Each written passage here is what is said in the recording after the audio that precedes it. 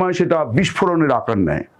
ফলে বাংলাদেশে যে মানুষকে নির্বাচন থেকে ঘাড় ধাক্কা দিয়ে দূরে রাখার চেষ্টা হচ্ছে, যে দলটিকে ঘাড় ধাক্কা দিয়ে দূরে রাখার চেষ্টা হচ্ছে, তাদের জন্য সেই দলের নেতারা হয়তো রাজনীতির ময়দানে ফিরতে পারবেন না, কিন্তু সেই দলের অনুসারী মানুষ তারা কিন্তু আজ হোক কাল হোক প্রতিবাদ তারা করবেনই, কারণ এটাই গণতন্ত্রপ্রিয় মানুষের আসল চরিত্র।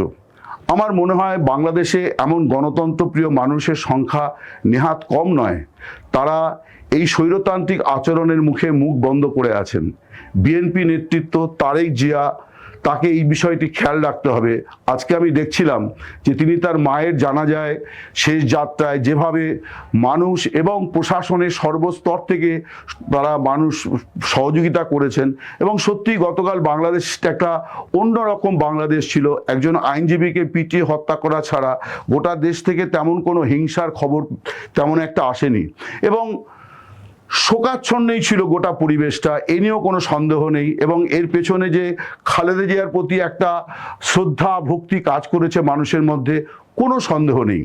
কিন্তু আবারও আমি বলি, মৃত্যু অনেক কিছু মানুষের অনেক অতীত ভুলিয়ে দেয়।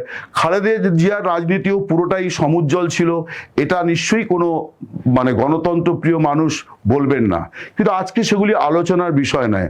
আজকে আমরা ইতিবাচক বিষয়গুলোকে ধরেই যদি এগোই, তাহলেও বলবো যে এই আবেগ দীর্ঘস্থায়ী হবে এর কোনো গ্যারান্টি নেই।